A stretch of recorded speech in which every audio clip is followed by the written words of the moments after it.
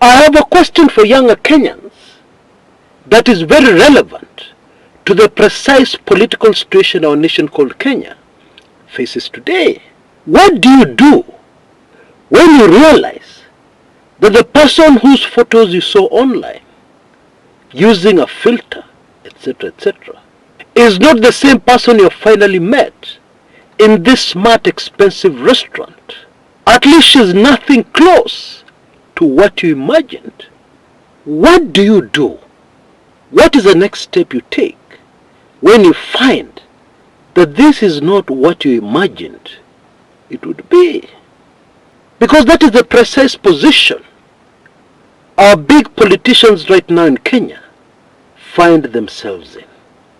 And of course, how they're going to respond next is going to have a huge impact on what happens next. I'm sure most of you already know what I'm talking about.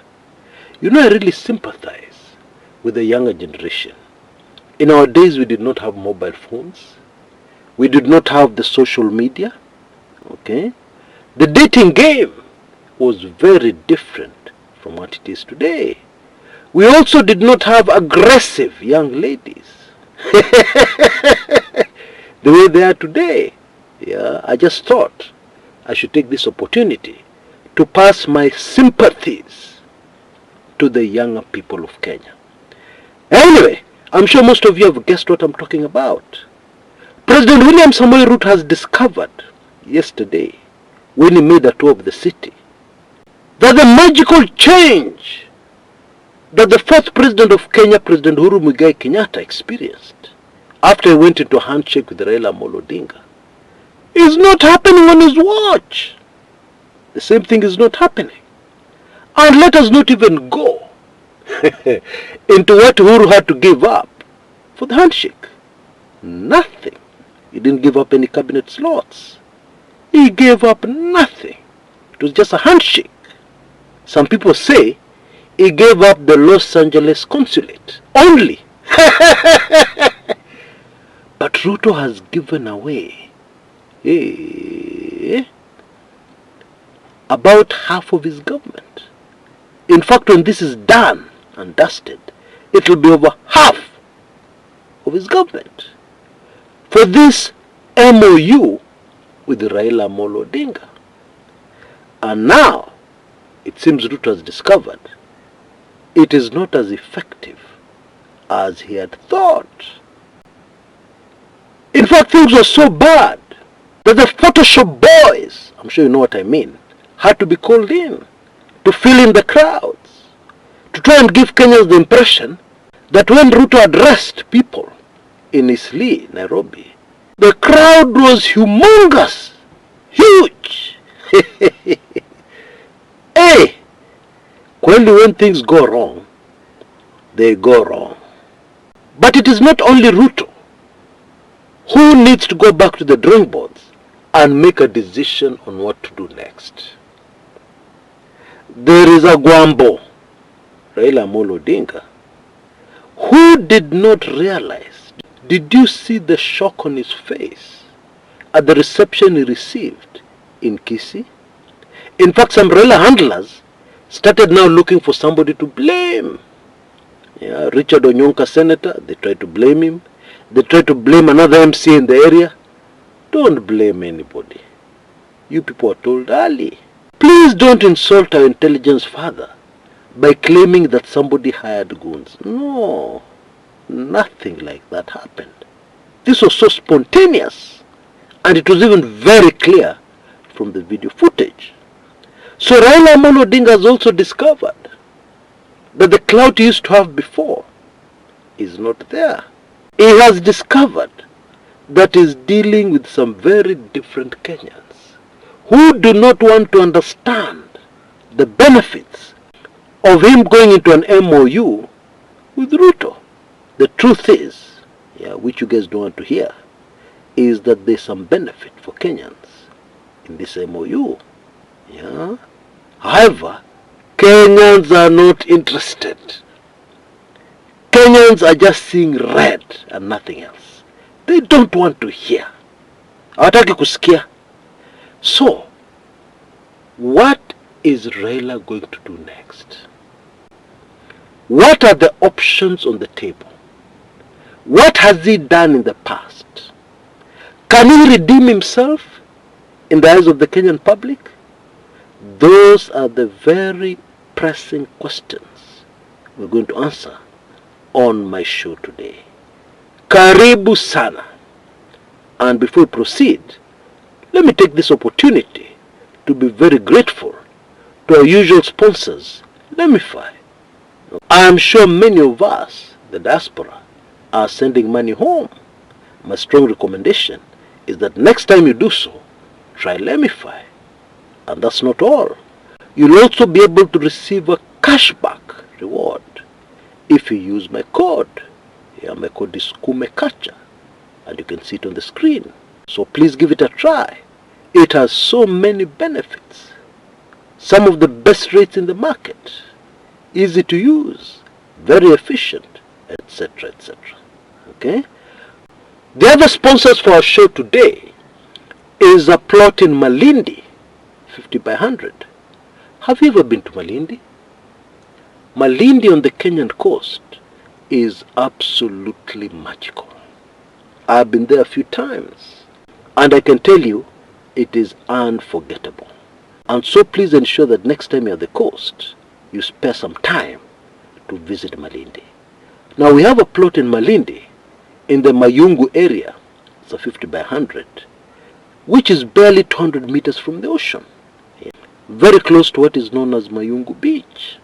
In my opinion, this is not a bad time to invest in Malindi, as Malindi seeks a new future. You know, it has had a very controversial past with the Italians and the Germans. But now, all the bad elements are gone. And Malindi is charting a brand new way forward. And you can be sure that when things become clearer in Malindi, the prices will not be the same.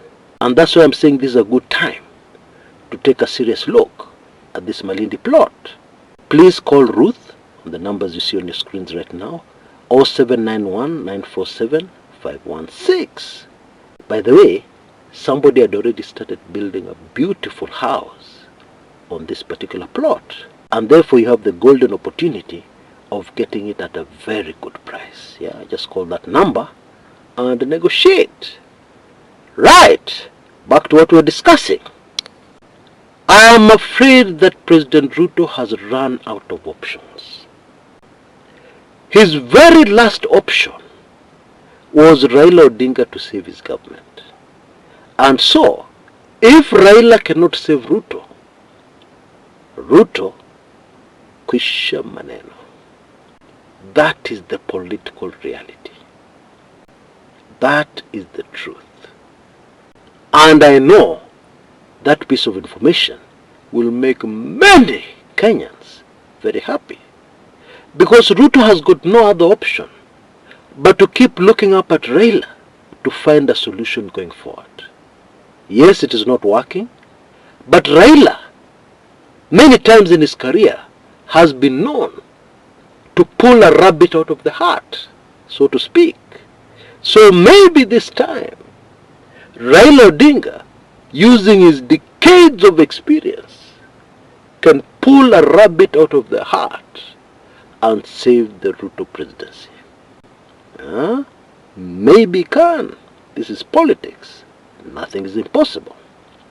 But even more interesting are the options open to Raila Amolo Odinga.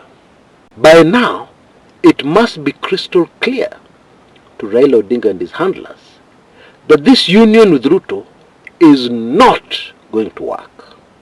In fact, it must be crystal clear to all of them by now that this union with Ruto has the potential of doing great damage to Raila Odinga, destroying completely his legacy and wiping him out completely from the Kenyan political scene.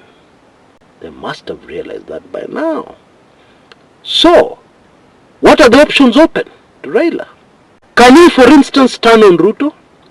Change his mind? Yes, they've signed something. But can he change his mind now and side with the people of Kenya? Will that save him? These are some of the heavy, heavy questions that Raila Odinga and his people have to seriously consider before it is too late. In my opinion, it is already too late. It does not matter what Raila Odinga does. I don't think it will change anything. I don't think it will rescue the legacy of Raila Amolo Odinga. But then that's just my opinion. I'm sure others may have a different opinion. You know, there is a totally different way of looking at all these things unfolding so quickly in Kenyan politics. One can say it is the end of the era of big, huge politicians capable of mobilizing millions of votes at a time. One can say that era has ended. And that going forward, we will never again have in the country called Kenya somebody who can stand up and say, "Hiya, hiya," and 10 million votes pop. Never again will we have that situation. And instead, what we will have are many, many, many small politicians with small followings who must come together, agree, and then carry the day. That is where we're headed. And of course, the very good news is that if this is true, then it means tribal politics in Kenya, kwisha maneno. Kenyans will never again vote along tribal lines. Because for starters, there will be no single politician strong enough within a community to mobilize millions of votes. Yeah, and of course, this is an incentive to the voter. Because Kenyans have this habit. Sitaki kupoteza kura yangu. Yeah? It is an incentive when they already know that the person they're going to vote for has millions of votes behind them already. Yeah? And therefore has got a fighting chance of winning a presidency. It would seem, some people believe, that that era is finished. So what about people like Kalonzo Musyoka? Well, Kalonzo Musyoka is just Kalonzo Musyoka. And I don't want to say very much, because there are many faithfuls on this channel who believe that I'm very unfair to one man called Kalonzo Musyoka, that I'm always saying bad things about him, yeah, which is not true. I'm just talking the reality, and the reality of politics. Kalonzo Musyoka wants very badly to be president of Kenya, but I'm afraid the circumstances, the politics, where we are now, is not conducive to Kalonzo Musyoka kupita katikati and getting that Kalonzo Tosha clarion call that he has yearned for decades. Especially now that Raila has joined Ruto. Don't you think it is highly unlikely that Raila will wake up one morning, yeah, close to the next general elections, and tell Kenyans, Kalonzo Tosha? And in any case, even if he does that, the Raila Odinga of today is definitely not the Raila Odinga of yesteryears. That statement from Raila Odinga now may not be worth 10,000 votes. Oh yes. And if I'm exaggerating, it may not be worth the number of votes that can take Kalonzo to State House. So please, let's stick to reality. And let us look at where the politics is taking us, instead of trying to force a narrative of Kalonzo being in the picture. That's just my opinion. Although Kalonzo hails from the same tribe as my late political lecturer. Yeah, but that's just my opinion, and it's not personal. And having said all that, there is a brand new force in Kenyan politics that nobody can afford to ignore. I'm sure you've already guessed. It is the Generation Z, the Gen Zs.